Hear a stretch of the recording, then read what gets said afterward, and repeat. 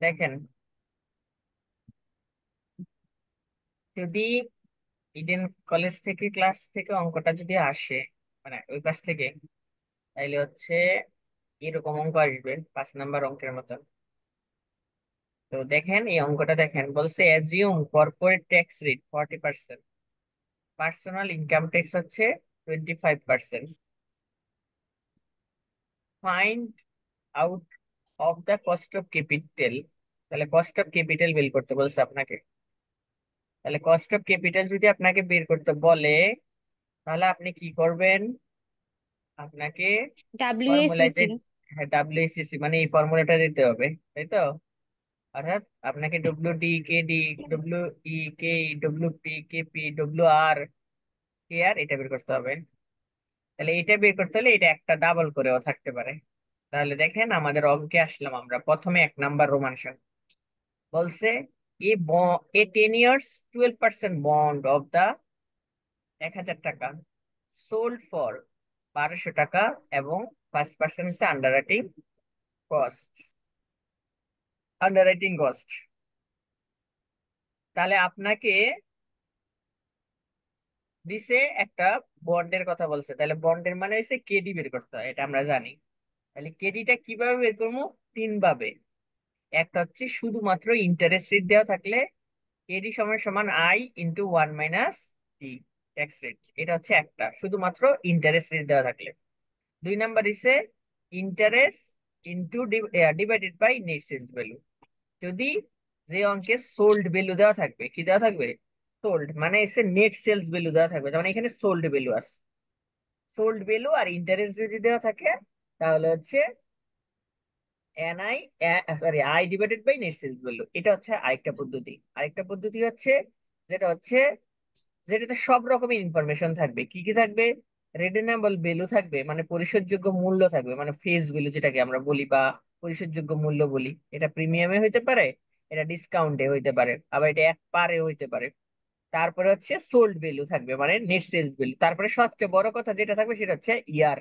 তাহলে ইয়ার থাকলে হচ্ছে এক ধরনের হবে, অর্থাৎ 3 ধরনের হচ্ছে বন্ডের কেডি বের করা যায়। তাহলে 3 ধরনের ভিতরে এটার ভিতরে দেখলাম আমরা 3 নাম্বারটায় পড়ছে, 10 বছর সময়, 12% বন্ড, তারপরে 1,000 টাকা হচ্ছে পরিশোধযোগ্য মূল্য, তারপরে হচ্ছে 1200 টাকা হচ্ছে বিক্রয় মূল্য, তারপরে আন্ডাররাইটিং কস্ট আছে। তাহলে 1 নাম্বারের জন্য আমরা কেডি বের করবো।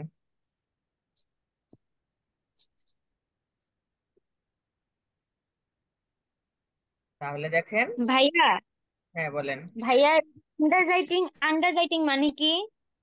আন্ডাররাইটিং হচ্ছে, আপনি যখন এটা কোনো প্রতিষ্ঠানে, আহ, আপনি বাজারে বিক্রি করবেন, বাজারে যদি বিক্রি করেন শেয়ার অথবা বন্ড, যদি বাজারে বিক্রি করেন, বাজার কোনটা? হচ্ছে ফাইন্যান্সিয়াল মার্কেট। ফাইন্যান্সিয়াল মার্কেট বা বিসিএসসি, এইগুলাতে আপনি বিক্রি করবেন। তো আপনি চাইলেই তো করতে পারবেন না, বিক্রি করতে পারবেন না। আপনাকে কি করতে হবে? প্রথমে তালিকাভুক্ত করার জন্য রেজিস্ট্রেশন করানো লাগবে। তাহলে রেজিস্ট্রেশন করবে, তারপর হচ্ছে কত টাকা নির্ধারণ করবেন, একটা প্রসেসিং করবেন। এই প্রসেসিং গুলা করার জন্য একজন মধ্যস্থকারী প্রতিষ্ঠান দরকার। সেই মধ্যস্থকারী প্রতিষ্ঠানকে বলা হয়, যারা এই কাজগুলোকে করে দেয় তাদেরকে যে চার্জ দেওয়া হয় ওইটা হচ্ছে আন্ডাররাইটিং কস্ট। অর্থাৎ বুকার, মানে বুকারদেরকে আমরা যে কমিশন দিয়ে থাকি ওইটাই হচ্ছে আন্ডাররাইটিং কস্ট। বা মনে করেন এই যে বন্ডের মূল্য যে হচ্ছে নির্ধারণ করছে বা বিক্রি করে দিবে অথবা ক্রয় করে দিব, এই মাঝখানে যে ব্যক্তিরা কাজ করে বা যাকে হচ্ছে কমিশন দেওয়া হয়, সেটাই হচ্ছে একটা আন্ডাররাইটিং কস্ট। ঠিক আছে? এটা হচ্ছে অবশ্য অবলেখন খরচ। এটা হচ্ছে একদমই স্পেসিফিক ভাবে শেয়ার বিক্রি করা অথবা বন্ড বিক্রি করার সময় তালিকাভুক্ত থেকে যাবতীয় কাজ যারা করবে ওদেরকে একটা নির্দিষ্ট পরিমাণের অ্যামাউন্ট দেয়, সেটাই হচ্ছে কস্ট। বুঝতে পারছেন আমার কথা? জি ভাইয়া। তাইলে দেখেন, প্রথমে আমি আই বার করছি কিভাবে? আই বার করছি হচ্ছে ফেস ভ্যালুর উপরে। ফেস ভ্যালু কত? 1,000 টাকা। কত পার্সেন্ট বলেন তো? কত পার্সেন্ট? 0.1%, সমান সমান 120 টাকা। ঠিক আছে, প্রথমে আই বের করছি। তারপরে নেট সেলস ভ্যালু বের করছি। সব সময় নেট সেলস ভ্যালুর আন্ডাররাইটিং কস্ট অথবা ফলিটেশন কস্ট, এই দুইটা হচ্ছে সেলস ভ্যালুর উপরে হবে, মনে রাখবেন। সেলস ভ্যালুর উপরে হবে, সেলস ভ্যালুর উপরে হবে, মনে রাখবেন। তাহলে দেখেন আমি হচ্ছে 1200 টাকা বিয়োগ হচ্ছে 1200 গুণ হচ্ছে 0.5, তাহলে হচ্ছে এটা হচ্ছে নেট সেলস ভ্যালু, সরাসরি বের করছি। তারপর দেখেন এটা দেওয়া ছিল রিটার্নেবল ভ্যালু আর হচ্ছে 10 বছর, তাহলে আমি 3 নাম্বার ফর্মুলাটায় এই অঙ্কটা করবো। আমি আপনাদেরকে প্রথমেই বলছি কেডি বের করার জন্য আমাদের 3 নাম্বার ফর্মুলাটা কিন্তু ওয়াইটিএম বলে, ঠিক আছে? তাহলে আমি ওয়াইটিএম বের করবো, ঠিক আছে? Cost of debt, okay, calculation of cost of debt. তাহলে এটা হচ্ছে আমি বের করলাম 0.054, ঠিক আছে? এটা একটা বের হইলো। এখন আমরা 2 নাম্বারে যাবো। দেখেন 2 নাম্বার বলছে 15% ডিবেঞ্জার অফ 3,000 টাকা পার ভ্যালু সোল্ড হয়েছে 2800 টাকা। তাহলে দেখেন এখানে আপনাকে বলছে 3,000 টাকার একটা বন্ড, যেটা বিক্রি মূল্য হয়েছে 2800 টাকা আর 15% ইন্টারেস্ট। তাহলে এখানে একটা জিনিস মিসিং, সেটা হচ্ছে বছর নাই। তাহলে বছর যদি না থাকে I divided by net sales value হবে, ঠিক আছে? I divided by net sales value. তাহলে এটার উপরে হচ্ছে 3,000 টাকা ধরতে হবে সবসময়। কার উপরে ধরতে হবে? ফেস ভ্যালুর উপরে ধরতে হবে, অথবা যে মূল্যটা বলে দিবে ওই মূল্যের উপরে বলে দিতে হবে। আর সোল্ড ভ্যালুর উপরে কিন্তু কখনো ইন্টারেস্ট হইব না, সব সময় যেটা ফেস ভ্যালু ওই ফেস ভ্যালুর উপরে, ঠিক আছে? তাহলে দেখেন আমরা 2 নাম্বারে বের করছি। দেখেন I divided by tax rate যেহেতু আছে, এখানে দেখেন ট্যাক্স রেট কিন্তু বসাইছে। এখানে দেখেন, এখানে ট্যাক্স 1 - ট্যাক্স রেট, এখানে কিন্তু এটা লিখছি, ঠিক আছে? আবার কিন্তু ঘাবড়াইয়া যায় না, মানে এটা কোথায় থেকে আসলো, ঠিক আছে? তাহলে দেখেন আমি 450 টাকা হচ্ছে ইন্টারেস্ট বের করছি, আর 1 - ট্যাক্স রেট, আর 2800 টাকা হচ্ছে বিক্রয় মূল্য। তাহলে দেখেন এটার পাইছি কত, 0.096। তাহলে কেডি পাইলাম দুইটা, ঠিক আছে? তাহলে কেডি পাইছি কয়টা বলেন তো? দুইটা।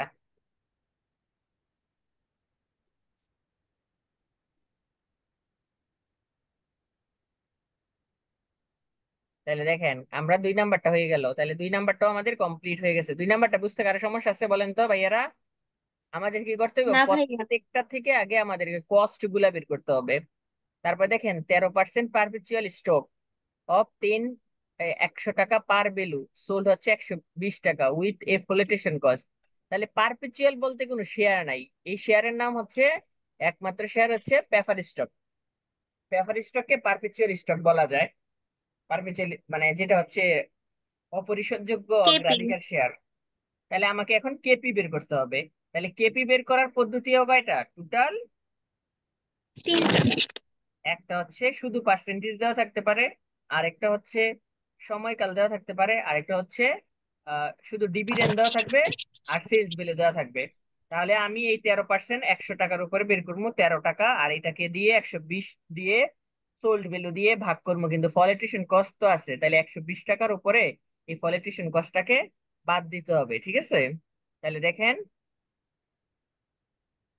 তাহলে ফলিটেশন কস্ট হচ্ছে কত, 5% না?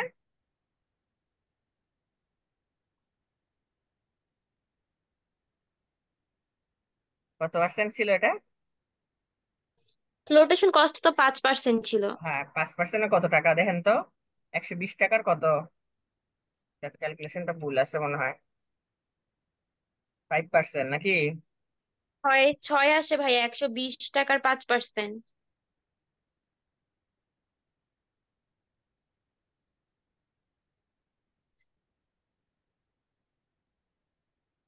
তাহলে ভাইয়া এখানে 6 হবে, আসে। 6 টাকা, ঠিক আছে? 6 টাকা, ওকে। তাহলে এই যে 13 টাকার ডিভিডেন্ড বের করছি, ঠিক আছে? আমরা তো আগেই আলোচনা করে নিছি। তারপরে P0 হচ্ছে কত, 120, 120 টাকা, ঠিক আছে? তাহলে আমি এই কস্ট অফ কি বের করলাম, পেপার স্টক বের করলাম। তাহলে 3 নাম্বার আমাদের হয়ে গেছে। এখন আমরা 4 নাম্বারে যাবো। 14% পেপার স্টক, 3 টাকা par value to redeem after 5 years. তাহলে এখানে হচ্ছে বছর দিয়ে দিছে, তাহলে আমার আর কোনো দিকে তাকাইতে হবে না, ওয়াইটিএম এর মতন ফর্মুলা হবে। ঠিক, সোল্ড ভ্যালু আছে 120 টাকা, পলিটিশিয়ান কস্ট 60 টাকা দেওয়া আছে, তাহলে রিডেনেবল ভ্যালু হচ্ছে 100 টাকা। আর 14% ডিভিডেন্ড এটার উপর হবে 14 টাকা, মানে ডিপি। আর এন হচ্ছে পাস, নেট সেলস ভ্যালু হচ্ছে 120 টাকা থেকে 60 টাকা বিয়োগ যাবে। তাহলে হচ্ছে দেখেন আমরা এটাকে বের করলাম, পিডি হচ্ছে 14 টাকা, নেট সেল ভ্যালু হচ্ছে 113 টাকা, ঠিক আছে। তারপরে রিডেনেবল 100 টাকা, ইয়ার হচ্ছে 15, তাহলে ফর্মুলাতে বসাইছি। ইয়ার 15 না, এটা ইয়ার হবে 5। তাহলে এটা হচ্ছে ভাইয়া একটা পয়েন্ট কোশ্চেন। 1070। ঠিক আছে, তাহলে আমরা বের করলাম কোনটা কোনটা বের করলাম। পেপার স্টকের জন্য দুইটা পাইছি, বন্ডের জন্য দুইটা পাইছি। এখন আমরা লাস্ট পর্যায়ে আসছি, দেখি আমরা পরেরটা কি হয়। দেখেন এখন আমাদের 5 নম্বরে, common stock selling at current market price 175 টাকা, এন্ড কারেন্ট ডিভিডেন্ড ডিক্লেয়ার 14 টাকা per share, which is expected grow at rate 6%, flotation cost being 5% of market price.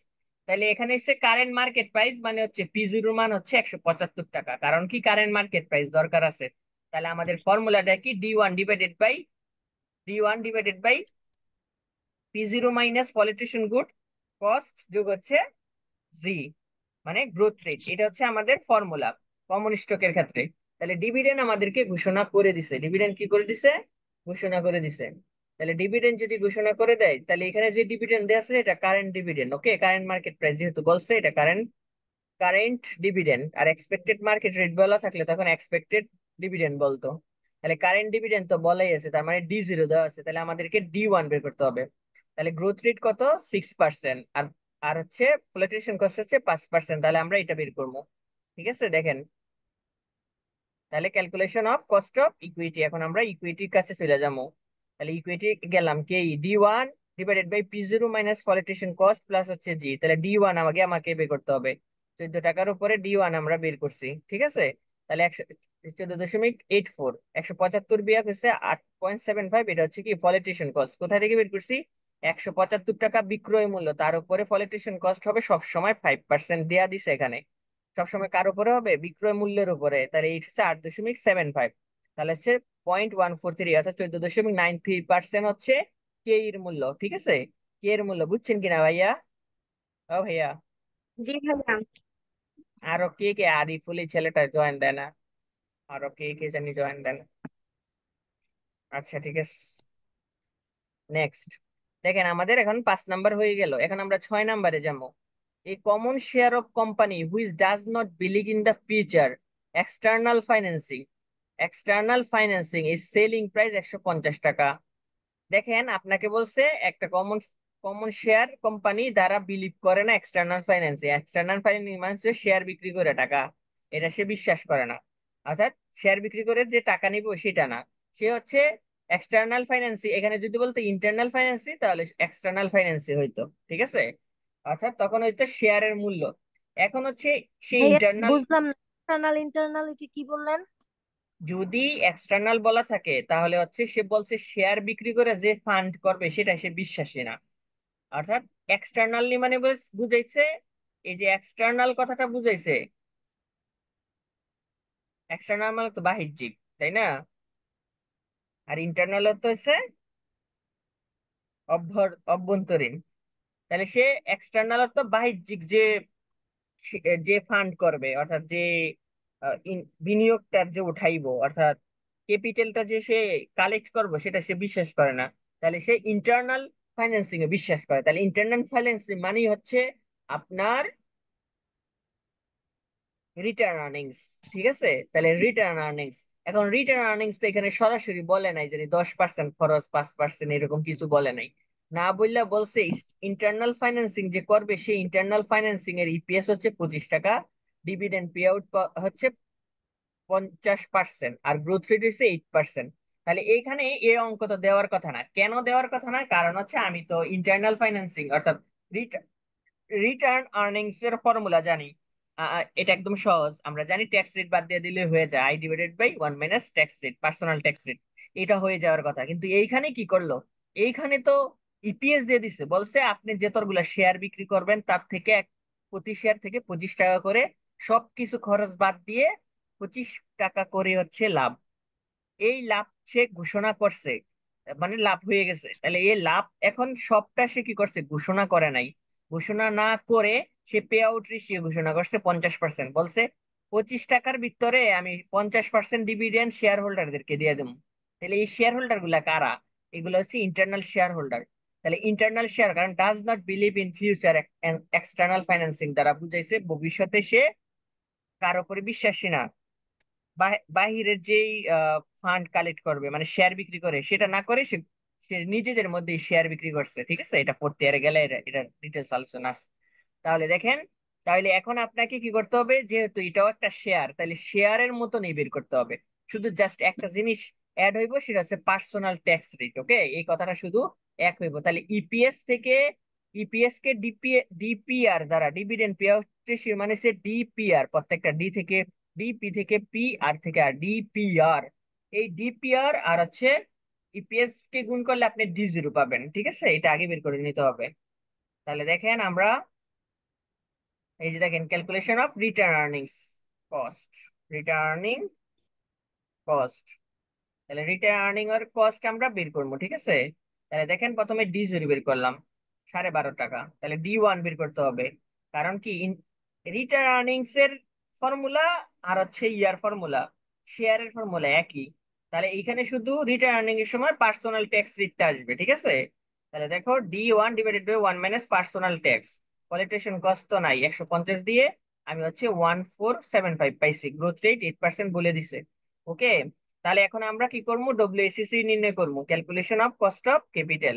তাহলে দেখো, এই সবটা অঙ্কের প্রত্যেকটার জন্য ওয়েট আবার নিচে দিয়ে দিছে। দেখো ওয়েট কি করছে, বলছে 1 নাম্বারের জন্য ওয়েট হবে 15, তারপরে 20%, 3 নাম্বারের জন্য 30%, 4 নাম্বারের জন্য 15%, 5 নাম্বারের জন্য 15%, 6 নাম্বারের জন্য 5%। এগুলো একটাও যদি উল্টায় দেন তাহলে কিন্তু অঙ্ক হইব না। ঠিক আছে, তো মনোযোগ দিয়ে, তাহলে 1 নাম্বারে যে কস্ট বের করছেন, সেই কস্টের সাথে এটাকে গুণ করবেন। 2 নাম্বারে যে কস্ট পাইছেন, সেই কস্টের সাথে এটা। 3 নাম্বারে এর জন্য নাম্বার দিয়ে দিয়ে করতে হবে। 3 নাম্বারে যে কস্ট করছেন সেটা, 4 নাম্বারে যে কস্ট করছেন এটা, 5 নাম্বারের কস্টের সাথে। দেখেন, এই 1 নাম্বারের কস্ট হয়েছে এটা, তাহলে 1 নাম্বারেরটা গুণ হইব, আর তারপরে যোগ চিহ্ন হইব। 2 নাম্বারে যে কস্ট হয়েছে এটা, 2 নাম্বারের সাথে এটা গুণ হইব। 3 নাম্বারে যে কস্ট হয়েছে এটা, তার সাথে গুণ হবে। তারপরে 4 নাম্বারে যে কস্ট হয়েছে, এটার সাথে গুণ হবে ওইটার সাথে। 5 নাম্বারে কস্ট পাইছেন এটা, এটার সাথে গুণ হবে এই 6 নাম্বারে কস্ট পাইছেন এটা। তাহলে এইভাবে আমি ফর্মুলাটা বসাইছি, বসাইয়া আমি সরাসরি আনসার 10.72% পাইছি, অর্থাৎ কস্ট অফ ক্যাপিটাল পাইছি 10.7%।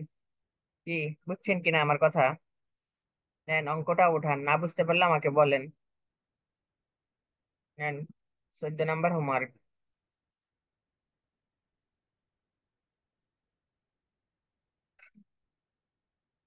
নেন তাড়াতাড়ি উঠান, নাকি স্ক্রিনশট নেবেন? স্ক্রিনশট নেন। ভাইয়া স্ক্রিনশট নিচ্ছি।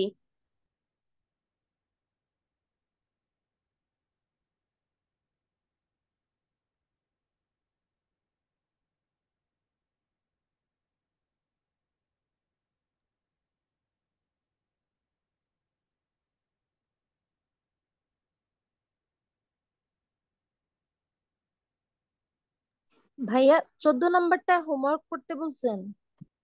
দাঁড়ান দেখে নেই আমি কত নাম্বার। নেন এটার নাম হোমওয়ার্ক। হোমওয়ার্ক আমি বলতেছি।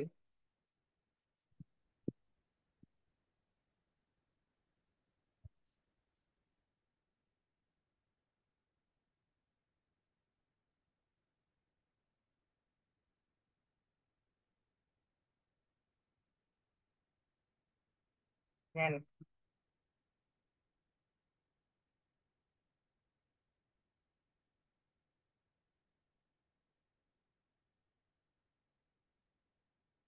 এটা নেন।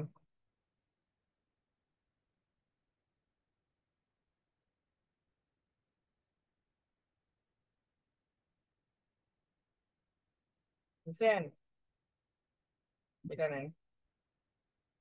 অঙ্কটা বুঝতে পারলে আমাকে বলেন।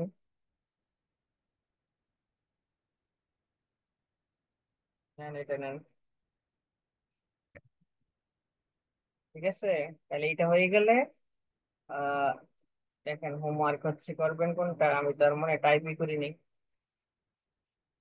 টাইপ তো এটা ছিল, এটা করবেন, এই যে 14 নাম্বারেরটা করবেন। ঠিক আছে, 14 নাম্বারেরটা করবেন, সেম অঙ্ক একদম, সেম টু সেম। এটা ইডেনে আসছে খালি, 14 নাম্বার অঙ্কটা ইডেনে টেস্ট পরীক্ষা আসছে, সেম টু সেম। দাঁড়ান একটু দেখি তো। হুবহু। তাহলে ভাই এটা হুবহু চলে আসতে পারে ফাইনালে। 14 নাম্বারটা হুবহু আসছে ইডেনে।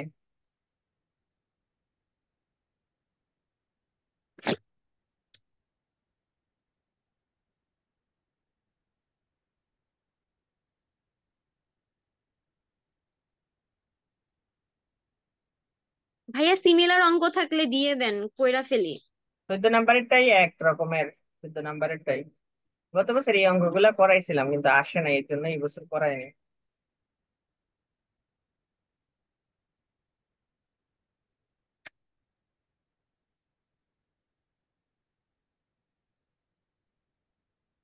Profit call planning chapter package, আরে কই গেল রে ভাই চ্যাপ্টারটার সলিউশন কেন নাই?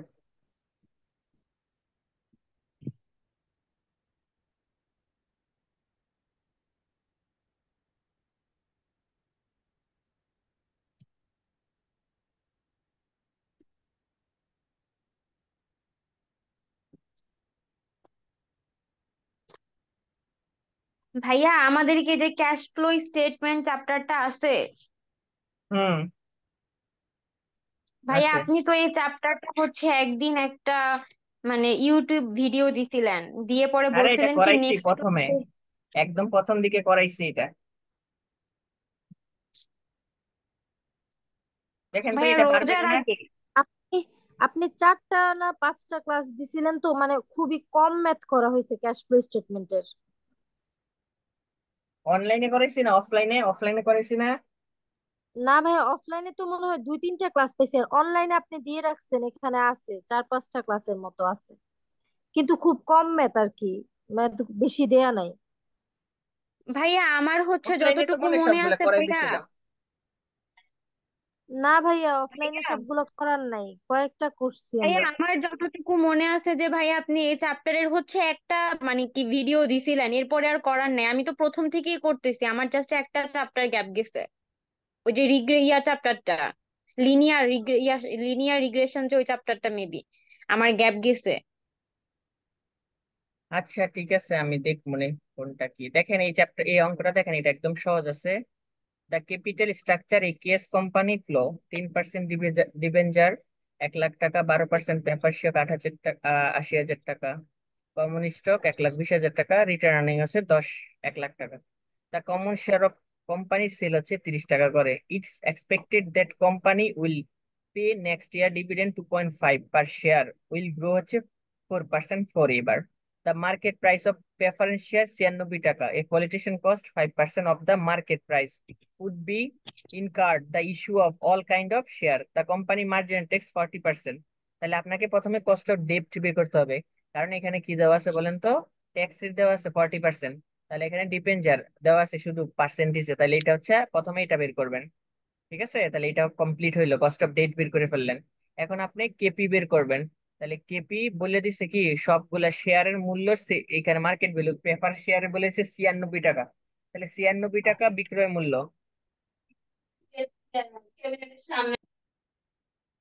তাহলে 96 হচ্ছে 96 টাকা হচ্ছে শেয়ারের প্রাইস, আর প্রেফারেন্স 12% বলছে, তাহলে প্রথমে ডিভিডেন্ড বের করতে হবে। একটা শেয়ারের মূল্য আগে বের করতে হবে। একটা শেয়ার পার ভ্যালু হচ্ছে 100 টাকা করে, ঠিক আছে? তাহলে 100 টাকা করে হলে একটা শেয়ারের মূল্য হচ্ছে 80 টাকা করে। তাহলে এটা বের করতে হবে প্রথমে।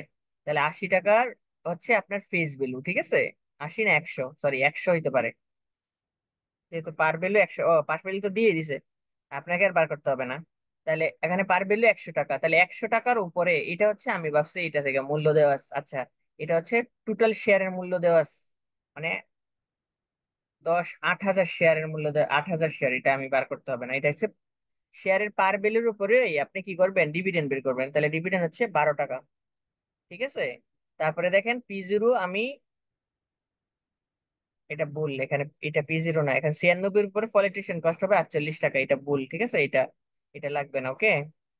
তাহলে দেখেন এখানে হচ্ছে আমি 12 টাকার উপরে 12 টাকা হচ্ছে আমি প্রেফার ডিভিডেন্ড পাইছি, ওই ডিভিডেন্ড কে 96 - 48। তারপরে দেখেন calculation of cost of equity, এটাও আমাদেরকে বের করতে হবে, কারণ অঙ্কের ভিতরে D1 দিয়ে দিছে, অলরেডি বলে দিছে D1। কিভাবে D1 বলছে? কিলো, ল্যাপটপ আবার কি হলো, নরে না কেন? দেখেন আপনাকে বলে দিচ্ছে নেক্সট ইয়ার ডিভিডেন্ড। তাহলে নেক্সট ইয়ার ডিভিডেন্ড মানেই আমরা জানি এটা হচ্ছে D1 এর কথা বলছে, ঠিক আছে? নেক্সট ইয়ার ডিভিডেন্ড বললে কি হবে? D1 এর কথা বলছে। তাহলে D1 এর কথা বললে আমি D1 P0 - পলিটিশিয়ান কস্ট বসাই দিছি, এটা হচ্ছে এইটা হচ্ছে মানটা 12.77। এর নিচের গুলা অন্য অঙ্কে থেকে আইসা পড়ছে, এটা কাইটা দিন। তাহলে এখন দেখেন আমরা এখন রিটার্ন আর্নিংটা বের করবো। কারণ রিটার্ন আর্নিংস বলে দিছে অল কাইন্ড অফ শেয়ার বলে দিছে না, দা কোম্পানি শেয়ার অফ এটা নিচে বলে দিছে validation card market price would be incurred the issue of all kind of share. তাহলে শেয়ার হচ্ছে তিন ধরনের, ঠিক আছে, তিন ধরনের শেয়ার। ওই তিন ধরনের শেয়ারে আপনাকে কে আর কে আর একই নিয়মে বের করতে হবে। এই যে দেখেন কে আর বের করছি একই নিয়মে, ওকে। রিটার্ন আর্নিংস 30 টাকা করে। এখানে শুধু পলিটেশন কস্ট হয় না, ঠিক আছে, রিটার্ন আর্নিংস এর ক্ষেত্রে পলিটেশন কস্ট এটা হয় না। তাহলে প্রত্যেকটা অঙ্কের আপনাকে কি করতে হবে, বের করতে হবে ডিভিডেন্ড, সরি ওয়েট বের করতে হবে। তাহলে ওয়েট কিভাবে বের করবেন, প্রথমে 1 লাখ টাকা 4 লাখ টোটাল সবগুলা টাকা যোগ করছি, যোগ করে বার করছি ডব্লিউডি। তারপরে ডব্লিউপি বের করছি সবগুলা টাকা যোগ করে ভাগ করছি। তারপর ডব্লিউ বের করছি 1,20,000 টাকা। তারপরে ডব্লিউ বের করছি, এভাবে আমরা ওয়েট বের করছি, তারপরে ফর্মুলাতে বসাই দিছি। এই যে হচ্ছে আমাদের অঙ্ক 11.04%। এটা একটু সাপোজ ধারণা দিয়ে দিলাম, ভালো করে বলিনি, কারণ আগের প্রথম দিন তো করাইছি সেজন্য। দেখেন তো 7 নম্বরে নিয়ে আর কোনো সমস্যা আছে কিনা। 7 নম্বরে দেখেন, প্রথমে আমাকে ডিবেঞ্জারেরটা বের করতে হবে। তাহলে ডিবেঞ্জারেরটা কেন বের করবো বলেন তো, কারণ এখানে ডিবেঞ্জার আর কিছু দেওয়া নাই, ডাইরেক্ট ডিবেঞ্জারেরটা সরাসরি 12% পেপার শেয়ার, একটা শেয়ার হচ্ছে 100 টাকা করে ভ্যালু। তাহলে আমাকে প্রথমে বের করতে হবে 12%-এ কি বের করতে হবে বলেন তো, ডিভিডেন্ড বের করতে হবে। তাহলে ডিভিডেন্ড বের করে এখানে আবার মার্কেট প্রাইস দেওয়া আছে, মার্কেট প্রাইস কত টাকা দেওয়া আছে, 96 টাকা দেওয়া আছে। তাহলে 96 টাকা যদি দেওয়া থাকে, তাহলে ফর্মুলাটা হইছে আমাদের কি বলেন, শুধু এখানে বছর দেওয়া নাই, তাইলে হবে আমাদেরকে DP divided by net sales value. তাহলে নেট সেলস ভ্যালুর এখানে আবার 5% বলে দিচ্ছে ফলিটেশন কস্ট, এটা আবার বের করতে হবে। তাহলে ফলিটেশন কস্ট আমরা বের করছি 5%-এ 4.8 টাকা। তাহলে কেপিটা আমরা বের করলাম। তারপরে নেক্সট, তারপরে এটা হয়ে গেল। তাহলে এটা হওয়ার পরে এখন আমরা কমন শেয়ার বের করবো। তাহলে কমন শেয়ার হচ্ছে 30 টাকা করে বিক্রি করছে, আর ডিভিডেন্ড দিচ্ছে 2.50। 2.50, এই 2.50 কোথায় থেকে আসলো, এটা হচ্ছে এক্সপেক্টেড নেক্সট ইয়ার বলে দিছে, D0 কথা বলে নাই। যদি D0 কথা বলতো তাহলে আমরা গ্রোথ রেটটা দিয়ে এটাকে D1 বের করতাম। এক্সপেক্টেড নেক্সট ইয়ার কথাটা বলাতে আমরা সরাসরি D1 ধরে নিছি। তারপরে আমরা ফর্মুলাতে বসাইছি D1 ডিভাইডেড বাই কেই, সরি P0 মাইনাস হচ্ছে পলিটিশিয়ান কস্ট যোগ হচ্ছে গ্রোথ রেট, তাহলে ওইটা আমরা বসাইলাম। তারপরে এখানে তো আরো একটা আছে, সেটা হচ্ছে রিটার্ন আর্নিংস। এই যে রিটার্ন আর্নিংস এর কথা বলছে, সেজন্য আমাকে রিটার্ন আর্নিং এর ক্ষেত্রেও ঠিক শেয়ারের ভ্যালুর মতন বের করতে হবে, সেখানে শুধু পলিটেশন কস্টটা যাবে না, কারণ রিটার্ন আর্নিং এর কোনো খরচ নাই। ঠিক আছে, তাহলে রিটার্ন আর্নিংস আমি বের করে নিলাম, রিটার্ন আর্নিং একটাও বের করে নিয়ে নিলাম। তারপরে ক্যালকুলেশন অফ ওয়েট বের করলাম। তাহলে ওয়েট আমরা কিভাবে বের করবো, প্রথমে আমার বন্ডে বিনিয়োগ করছি 1 লাখ টাকা, শেয়ারে বিনিয়োগ করছি প্রেফার শেয়ারকে 80,000 টাকা, শেয়ারে বিনিয়োগ করছি 1,20,000 টাকা, এবং রিটার্ন আর্নিংস করছি 1 লক্ষ টাকা। তাহলে টোটাল হচ্ছে 4 লক্ষ টাকা। তাহলে যেটা বার করবো ওইটা দিয়ে ভাগ করবো, এটা তো আমরা পারি। পারবেন না ভাইয়ারা, পারবেন নি, নেন ছবি তোলেন, এটা নিজে নিজে কইরেন, হ্যাঁ, আমার ভুল থাকতে পারে, এটা হইব না, এই জায়গাটা ভুল, ওকে।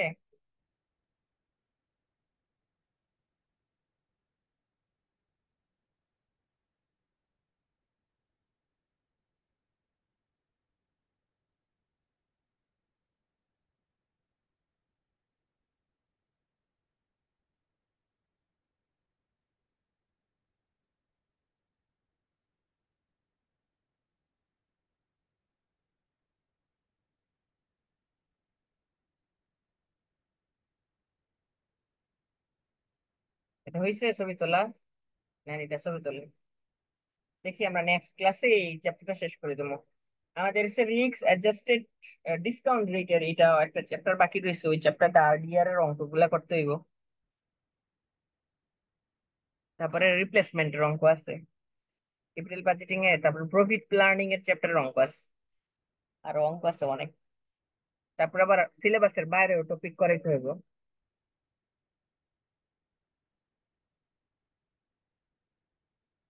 ভাইয়া ফাইন্যান্সিয়াল ম্যানেজমেন্টের আরো কয়টা চ্যাপ্টার বাকি?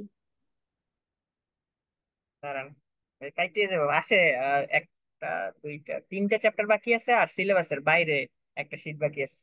গত বছর যেহেতু ওই অঙ্কগুলা থেকে আসছে, আমি ওই অঙ্কগুলা, ডিভিডেন্ড পলিসি, তারপরে হচ্ছে আমার্টাইজেশন লোন, তারপরে টাইম ভ্যালুর অঙ্ক, এই কিছু অঙ্ক আমি এক্সট্রা করাই দেবো, যাতে গত বছরের মতন প্যারেশানিতে না পড়তে হয়।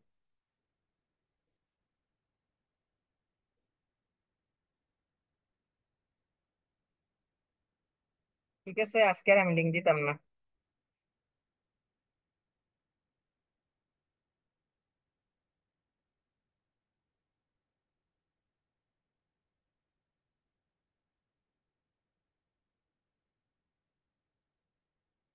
ঠিক আছে, আল্লাহ হাফেজ, আমরা নেক্সট ক্লাস আমি বলে দিব, ঠিক আছে। আচ্ছা ভাইয়া, ঠিক আসসালামু আছে আলাইকুম। ভাইয়া।